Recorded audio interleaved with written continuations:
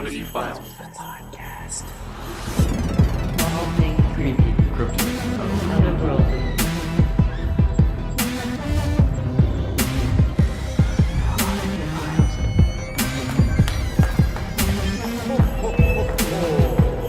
Oddity Files, the podcast. Hey guys, it's holiday time. It is already. I'm so excited. I am, and but it was I feel like terrified. it was just Halloween. It literally was. I just wish it was still Halloween. I feel like November always just rushes by. Oh, every time, and then you throw Thanksgiving in there, and then Right. yeah.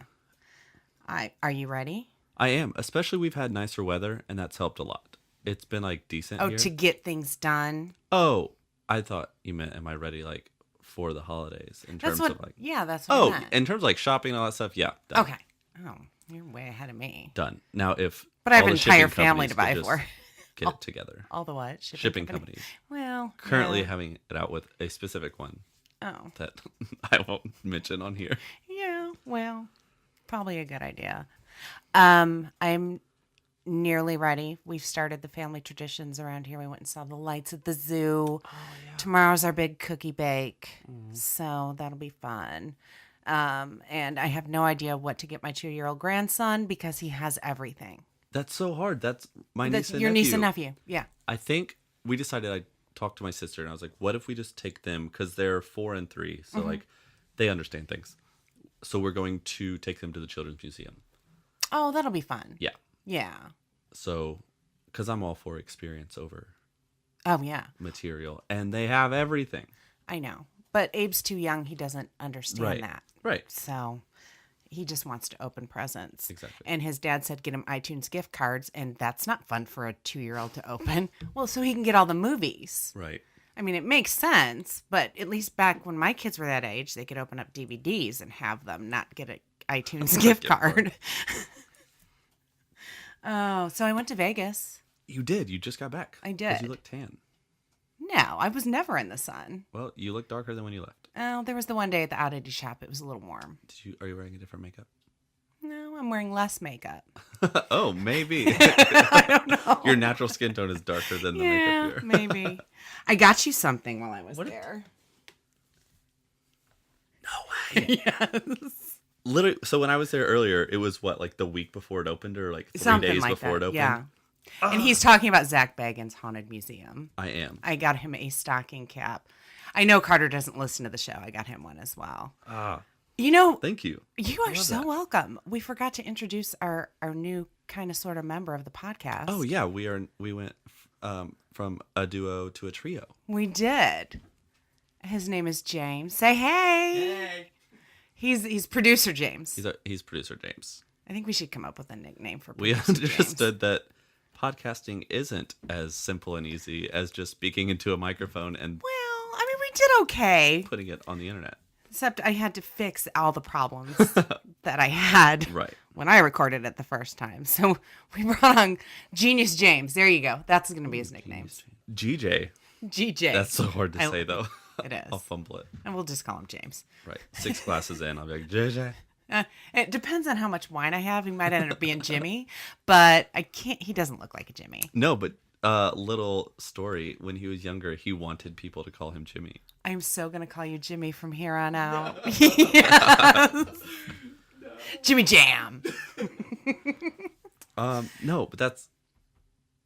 Yes, welcome, James. Sorry. I'm already jumping back to Vegas. But okay, so I have a love-hate relationship with Zach Bagans. The world. Love him, hate him, all in the same time. I fucking love his museum, man. Really? You would love it. I bet I would. It has the perfect element of everything. It's got kind of a little bit of a haunted attraction vibe to it. Ooh. I saw the fucking Dybbuk box. The what? Jesus. Hold on, I'll Google it. So the Dybbuk box is a box that somebody had inherited from their mother, and then it tore up their fucking life, and then they sold it on eBay to some like frat boys. I'm paraphrasing totally. And then the frat boys freaked the fuck out. And then they brought it to an antique store. And now Zach Bagans has it. There was actually a movie done on it starring Jeffrey Dean Morgan called The Possession. What? Yes. I keep meaning to talk to him about it because I love the Dybbuk box. And it was honestly like meeting like a celebrity hero walking into the same room with this What Dybbuk is this box. like Hebrew it has written? So on it? it's got a Jewish demon in it, allegedly. Whoa, Yeah. that's a lot. It's a big deal. I didn't feel anything when I walked in the room though, but they've got it in a plastic thingamabobber, like a case, and Ooh, I it's see. surrounded by sage, unburned sage, and then around the sage is the salt. But the thing I found the see. most interesting that the tour guide told me, well, all of us. Someone because- took a photo even though they weren't allowed. Oh, there's no photos in there. Oh, that's it, exactly. But she said the sage is starting to mold, which And it's dried sage. it's dried sage. It's very, very cool. And it's been like the whole eBay story. I love that somebody bought it on eBay and Yep. like it killed somebody's mother and this, that, and it's crazy. So someday I'll cool. do a story on the Dybbuk box. Dybbuk box. Yeah. Yeah. I won't read anything about it for Okay. that reason. It's kind of amazing. And then have you ever heard of Peggy the doll? Yes, She was there. that's cool. You text me while you were there about that one, Yes. which is super cool. And they have the longest running spirit box session on the record books, 10 months long, with the spirit box sitting next to Peggy the clown. Doll. They have it like Yeah, it's just going. just constantly. Yeah, Oh, that's cool. 24/7. She answered me. I What? said, Peggy, do you like it here? She said, nope.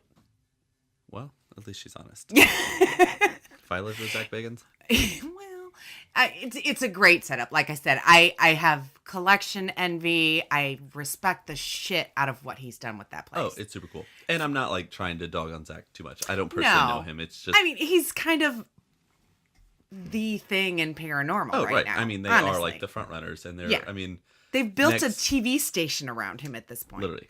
I mean, you can say Ghost Hunters was first because it was before Yeah. Ghost Adventures, but Ghost Adventures really, I don't know. I feel like made it more like appealing to the audiences. Right. And Ghost their fan Hunters base was more is just so like loyal. researchers, Yes. whereas Ghost Adventures made it like It's entertaining. entertaining. And that's what that museum is entertaining That's as cool. hell. That's really cool. So I meant to look. I didn't get any weird vibes in the entire place. Really? Well, everything's except- surrounded by sage and salt. One room. And I meant to call them today to figure out the name of the person who this room is built around. She was a paranormal investigator. Okay. I didn't stay in the room very long to figure out what it was all about because I walked in, I looked at the tour guide, I said, I have to get out of here right now. So I What? walked out. Not even kidding. I literally felt a force pushing me out of this room. I don't know if it was my spirit guides or what it was, but something didn't want me in that room. Question before you go any further: the building that it's in, did he build the building? No, it was a mansion built there in the 1930s. Okay. And then it was an office building, and now it's his Okay. haunted museum. Sorry, continue. No, that's fine. And then, but I got the gist of it before I walked out. She was a paranormal researcher. It was like one night she was trying to get the ultimate evidence, this, that, and the other. And what I remember, it's burned in my retinas, is these Polaroids she took of herself throughout the evening.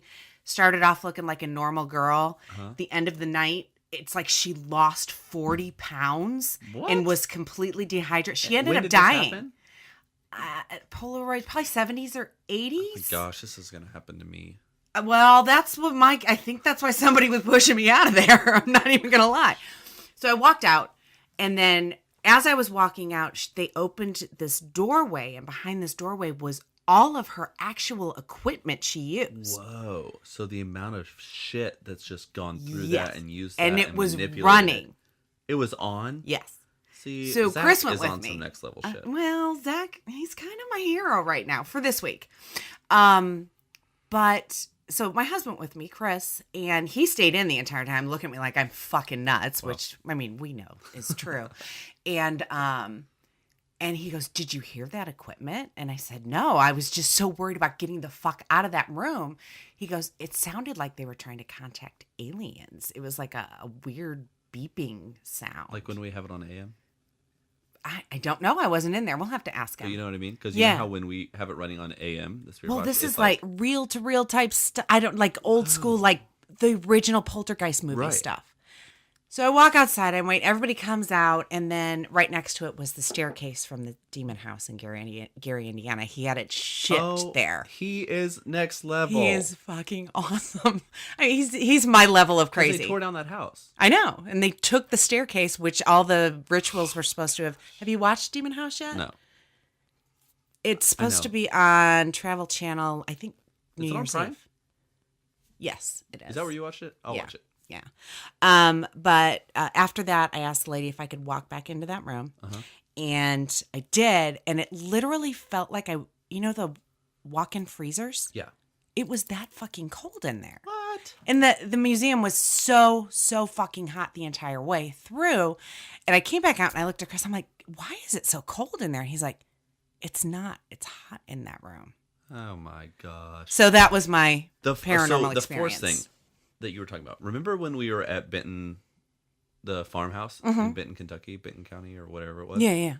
That was like the opposite of what I had when I went to leave the attic and go towards the stairs, and I was like, "There's like something keeping me from walking down the stairs." Yeah, that's literally how it felt. Like, yeah, it wasn't like a physical, but like it's almost like a force field. Like, yeah, it's like Star Wars level. Star Wars, totally. That's so cool though. I need to go. Yeah, I want to go with you. I know, but what would be awesome is if like Zach showed us around. I know. I was gonna get a hold of Aaron, yeah. but they were filming. So Zach, if you're listening, man, I love what you got going on there. Not to invite ourselves, and okay, we'll save more for later because I know we're past our 10-minute point here, but there's more stories. I love the place. I'm just gonna put that out there. I even had a tarot card reading when I was done. I loved it so much. Okay, yeah, we'll talk. But this is our Christmas episode. It is. Ho ho ho. I know. I was like, James, can you redo the intro with like some jingle bells or something? He's like, we'll see what we can do. Now who's going first? I went first last time with the Chupacabra. So,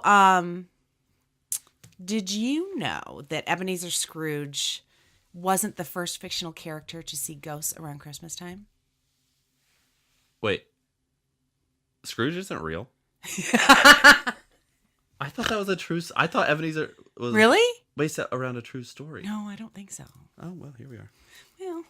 Well, maybe my story's true. Really? I swear. Obviously the ghost... It's like a Disney thing, isn't it? Like, did you think It's a Wonderful Life was real, too? But I thought it was... Just go. Okay. The telling of Christmas ghost stories was a holiday tradition in Europe for years, actually.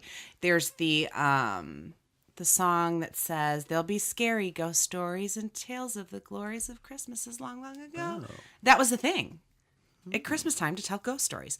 So let's bring that back, shall we? Christmas ghost stories? Yes. Well, just go. Okay. But I also want to add that today is winter solstice. The day this episode comes out is winter solstice. And did you learn this from watching Sabrina? Have you watched it yet? No. Oh, God damn it. I don't watch that much TV. Well, you need to. Sorry. So winter solstice, which I knew it was, pagan ritual honoring the earth and our existence and this, that, and the other, but I didn't know that it was supposed to be the day that the veil between the afterlife and our life is at its thinnest. Did you? No. So we eventually have to ghost hunt on the 21st of December. I always thought it was just like a lunar cycle thing. According to the pagans. Whoa. I learned it from Sabrina. Anywho. Thanks, Netflix.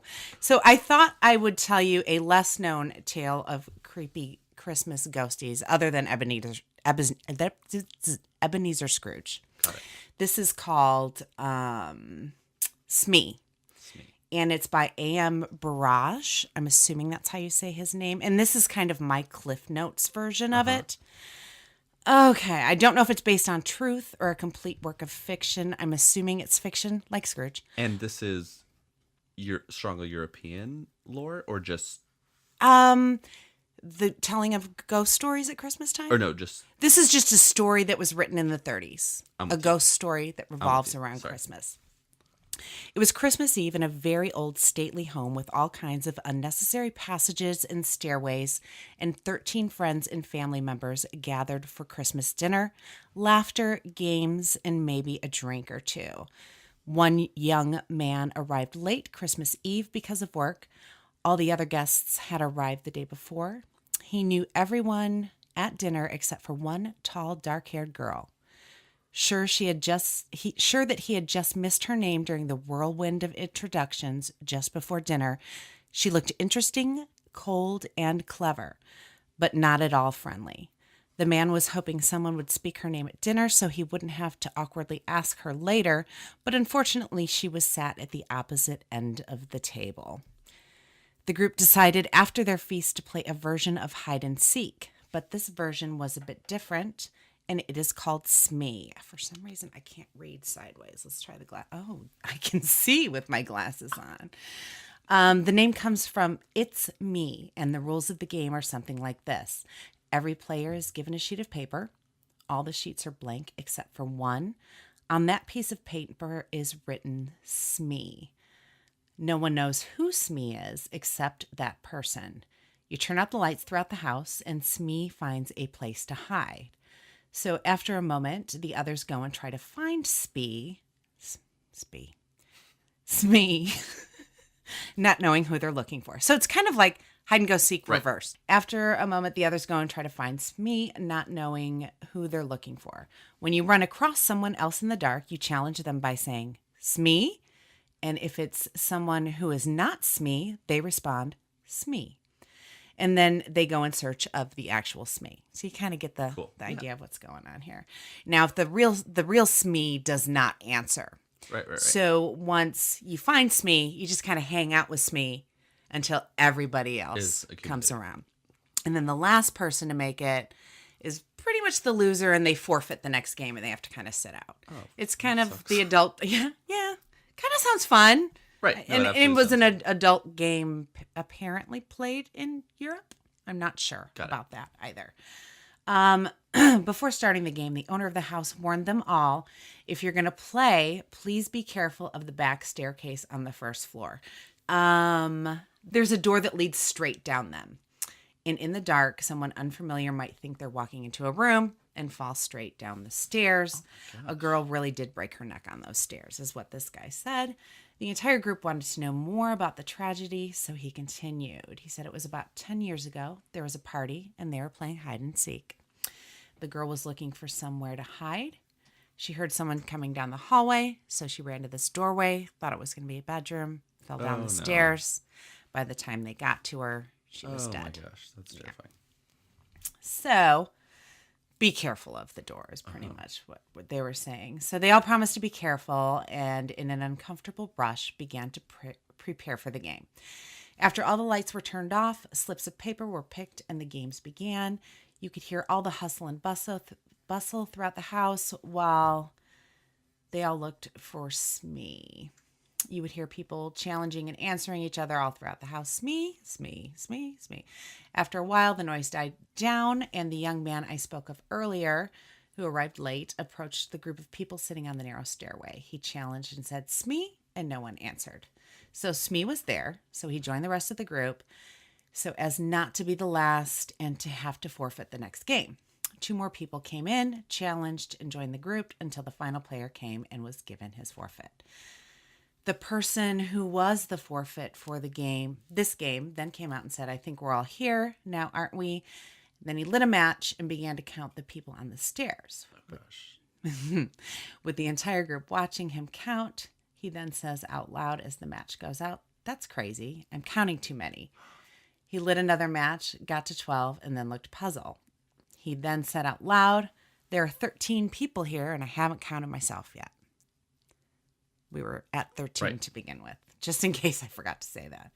The group assumed that he had counted himself twice, One of them took out a flashlight, and they all began Thank to you. count and counted a total of 13. Why would you use a match anyway? Right. Anyhow. Effect. The guy shook his head and said out loud, I swore I counted 13 of you, not including myself, twice. Then from halfway up the stairs, a party goer spoke nervously. I could have sworn there was someone sitting 2 steps above me. And asked the gentleman a little higher up if he had moved his spot. He responded, I thought there was someone sitting between us as well. I love the story. Whoa. For a moment, there was an uncomfortable silence. Everyone silently felt something unpleasant had happened. And then they planned their next game, trying to pretend like, oh, well, I'm not scared and Right. I'm not scared. Yeah. The next game was about to happen. Everybody was still feeling a little easy, but was like, yeah, let's play the game. The game started again, and the group seemed louder than ever this time. Smee, Smee, Smee, Smee. The young man who arrived late to the party headed to the opposite direction of the noise. After he heard Smee wasn't in that part of the house, he was searching around on the west side of the house, feeling around in the darkness, and he bumped into a pair of human knees. He put his hands out in front of him, felt a soft, heavy curtain in front of a deep window with a window seat. Someone was sitting behind the curtain. Oh, no. He pulled the curtain back and challenged in a whisper, Smee. He felt a woman's arm when pulling back the curtain. There was no answer, so he sat beside her to wait for the others. That's me. Sorry. No, it's a good one, isn't it? Yeah. Okay. Sitting in silence was a bit much for him, so he asked quietly, what's your name? Out of the darkness beside him, a whisper said, Brenda Ford. The name didn't sound familiar. He realized this was the tall, pale, dark girl he couldn't remember being introduced to earlier. He tried to make some quiet small talk while they waited. She wouldn't answer, but that's really the rules of the game anyway. You're not supposed to talk. You're supposed to sit and wait. While sitting in silence, finally somebody else comes up, Mrs. Gorman, the funny lady he sat next to at dinner. She couldn't have come at a better time. Things were getting awkward. She sat down beside the two and said, Smee, and nobody answered. And she asked Tony Jackson, is that you? That's our homeboy. Again, I Cliff Notes paraphrased. You had the introductions in the real story. And Tony responded, yes. She said, you're not Smee, are you? And Tony responded, no, she's on my other side. So Mrs. Gorman reached across Tony, and he heard her nail scratch across a woman's silk dress. Hello, Smee, how are you? Who are you? Oh, it's against the rules to talk. Never mind. Brenda did not say a word. She turned to Tony and said, this game is starting to be a bore. I hope we don't play this all night. Tony agreed. Can you say something to our hosts? There's something unsettling about this game. I'm sure it's just me and I'm being silly, but I can't get over the fact that we thought there was an extra player earlier. You know, someone who just shouldn't be here. Tony confirmed. And the host's young son, Reggie, approaches shouting, hello, is there anyone here? Tony answered yes. Reggie asked if Mrs. Gorman was with him. Tony responded yes. Well, you've both been forfeit for the next game. What happened to you? We've been waiting for you forever, Reggie said in a huff. Tony sassed back, well, you haven't found Smee yet. So Reggie combats back. You mean you haven't found Smee yet? I was Smee. At the same time, the two players that were sitting there say, no, we've been sitting here with her the entire time. The curtain was pulled back, and they both looked back at Reggie and his brightly lit flashlight. Between Tony and the wall sat an empty space. Tony jumped up, explaining there was just somebody sitting in that empty spot, and that Mrs. Gorman had both actually touched her, and there was no way she could have left without them knowing. Reggie laughed uncomfortably and said, someone's playing jokes. Are you coming back with me or not? The two were pretty unpopular by the time they got back, because this is like hours later. Yeah. And They're over it. Yeah. Same. So the host of the party comes up to him as they're all just kind of standing around the fire and said, well, that was really rude to keep everyone else waiting. And no one was very happy with either of them. Tony protested we were not alone. Well, he kind of said, well, if you wanted to get Mrs. Gorman alone, you should probably, he said we were not alone. There was someone else with us most of the time. She was pretending to be Smee. It was that taller girl with the dark hair, Miss Ford. But of course, she's refusing to admit it now because he went up to her at the party and she refused to talk to him and walked away. I'm trying to make this faster. I'm so sorry. The host stared blankly at him and said, Miss who? Tony repeated, Miss Ford, Brenda Ford. The host reached and put a hand on Tony's shoulder and said, Tony, a joke is a joke, but enough already. And keep your voice down. We don't want to worry the ladies. Brenda Ford is the name of the girl who broke her neck on the stairs. Knew it. The one who was playing hide and seek here 10 years ago. Fucking amazing story, though. Who tells these stories at Christmas? I know. No wonder kids are so fucked up back in the day. And that's called Smee by A.M. Burrage. There's YouTube videos on it. There's, the full story online, not my Cliff Notes version. I liked that. It was I did good. too. It was very good. And terrifying. But, Yeah. like you said. But you know what? I understood why I pictured all those stairs in Culbertson. Oh, absolutely. Where were we? Oh, we didn't. We were down at my mom's a little while ago, and my mom actually lives like 2 miles away from Culbertson. Oh, yeah. And I was like, I asked James if he had actually seen it, but we didn't drive by, so that was pointless. You should do a tour next time you're down there. A tour. And you'll want to Give somebody else a investigate. tour. True. Okay, so mine I'm so excited. is more of like lore. Like good. Christmas lore. So Iceland is crazy about Christmas lore. Really? Yes. And No idea. I had no idea. neither. Also ruthless. Like Really? yes. So Iceland's obviously no stranger to like darkness because at certain times of the year it's dark It's like days on end, Yeah. right? Yeah. And so that's why a lot of people think that they come up with all these like ghost stories, like frightening creatures like trolls and ogres, blah, blah, blah. But there is an Icelandic tradition regarding the trickster Yule lads and their mother Grilla. They were in Sabrina. Yes. But everything I read online, Sabrina doesn't do them right. Like uses their likeness, but not their like, because I guess Grilla is like a significant character on the show. Just for the Christmas special. Makes sense. Yeah. So the Yule lads and Grilla kidnap, cook, and eat disobedient kids. And in that legend, Grilla has a cat called the Yule cat, who's equally terrifying. So Grilla wasn't directly linked to Christmas until the 17th century. And Which by that is time, the 1600s? correct. Math is hard. And at that time, she was just the mother of the Yule lads. So the Yule lads were always like a thing, but it wasn't until the 17th century that they like linked it to Christmas. Oh, okay. So the lore has always been around. We're not talking about when she was like a human. Correct. Okay.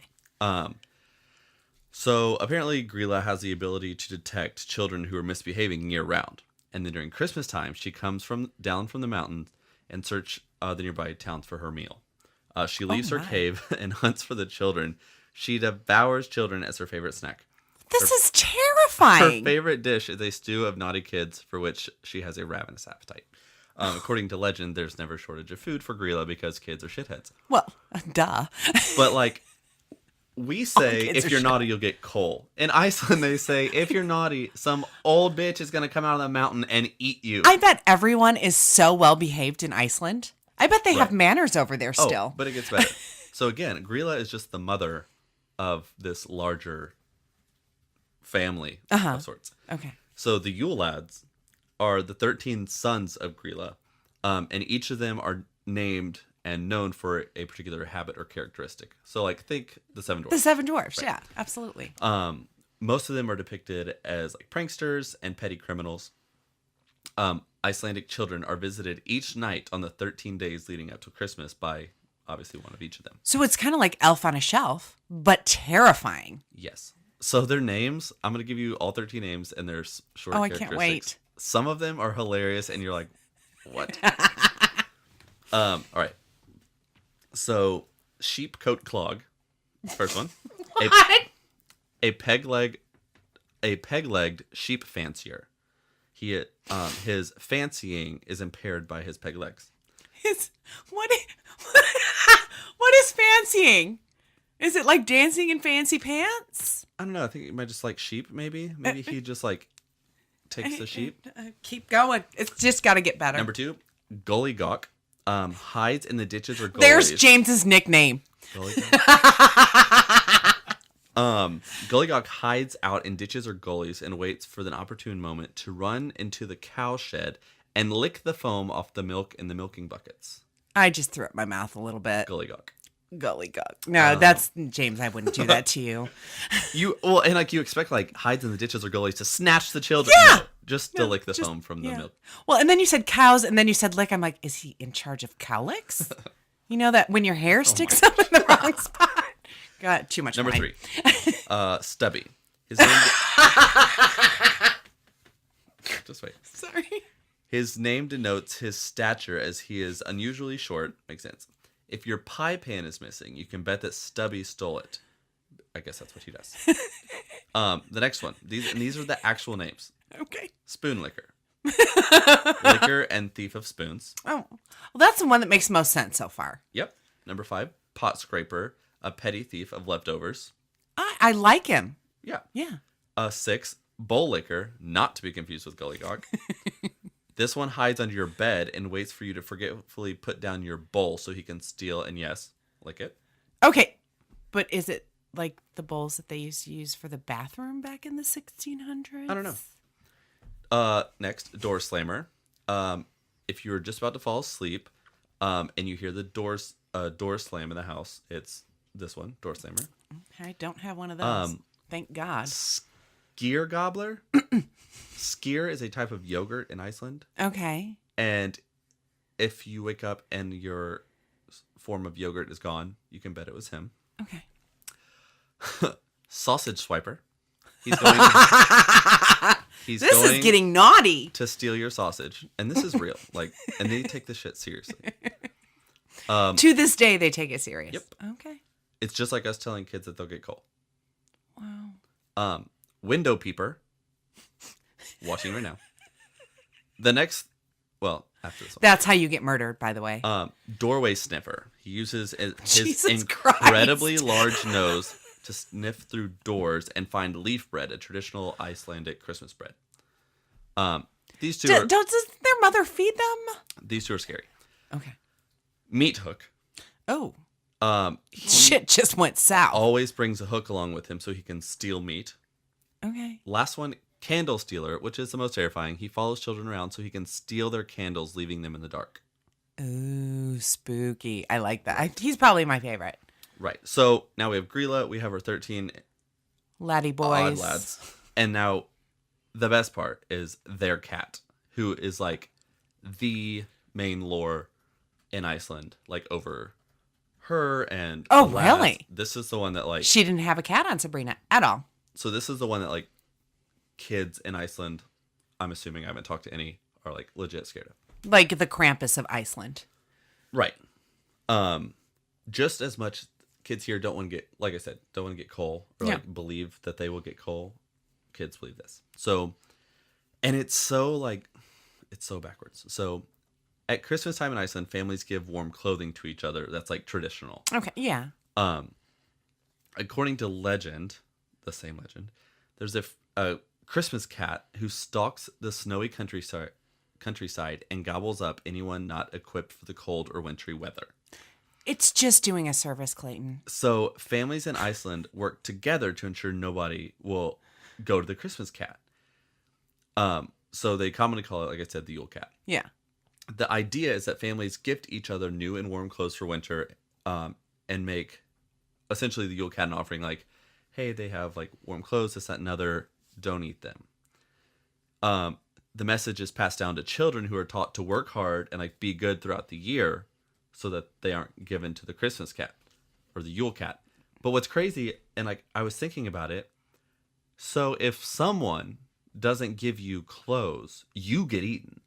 whether and what child can provide their own clothes? Well, These poor no, children. I'm saying like, let's say I'm a child Okay. and you're the parent. If you don't give me clothes for Christmas, You're the gonna die. child gets eaten. That you have no control over whether it's how much. I bet there are no millennials in Iceland. But that's how they get people like from a young age to like care about one another and like Right. you know, No, that's exactly because what I it's- just said. Yeah, exactly. But I was cut down on somebody. And it goes back to what you said about like the Christmas ghost stories. Like a common Icelandic Christmas like poem song is about Yule Cat. Oh, Jesus. Yeah, about, So it's like ours, what's the Christmas story that Clark Griswold told? The sash and the mama and her kerchief. That's like their version of that. yeah. Oh, But shit. and like some of the pictures, let me show you a picture of Grilla, which like is the equivalent of our picture of Santa Claus, like Yeah. the one that's everywhere. Oh, is that baby covered in blood? It has a chunk She out took of a it. bite out of it. Who is watching in the Probably the mom. doorway?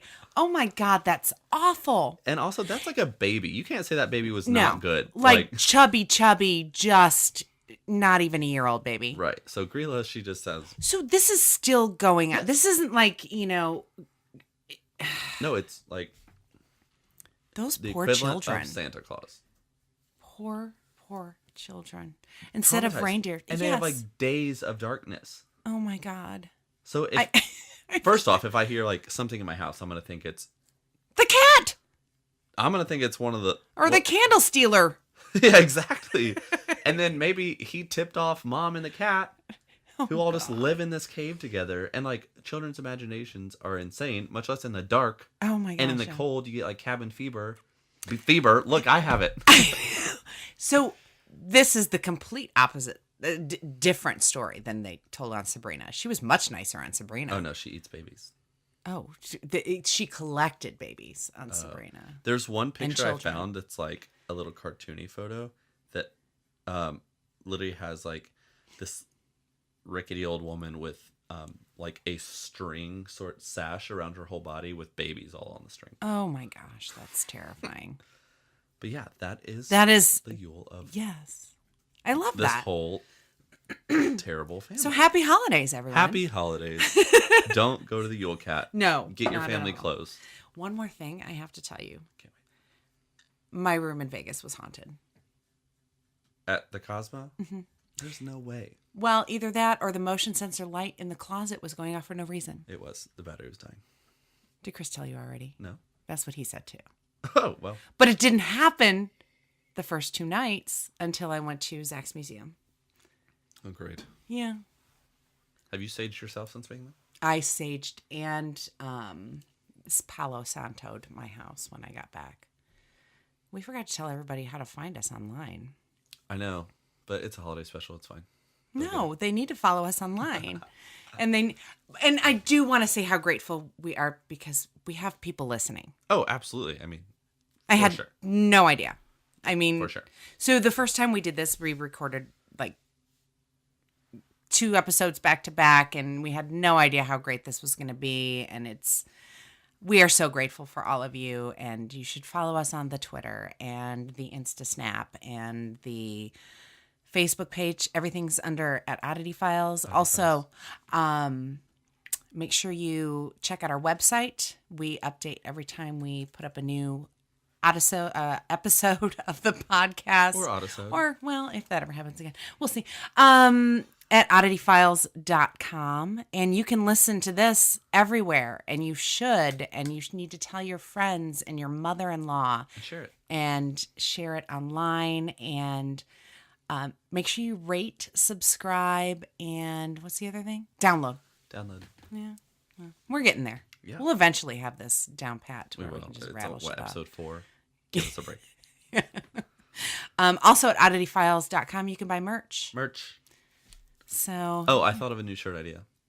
I just wanted to say, like a quote. Ghosts are scary. I want to make a GIF of you in that interview saying ghosts are scary. Yeah. Because the whole eyebrow action is epic. Where was that? Was that at the... That was at the Harrodsburg Herald. In Harrodsburg, Kentucky. Oh, Kentucky. Okay, it's time for me to stop drinking wine. But yeah, everybody have a great holiday. Thank you for Be listening. safe, travel safe, drive safe if you're driving. Yeah. Sit safe if you're sitting. Yeah. And tell a friend. Tell a friend. We love you. Goodbye. Bye.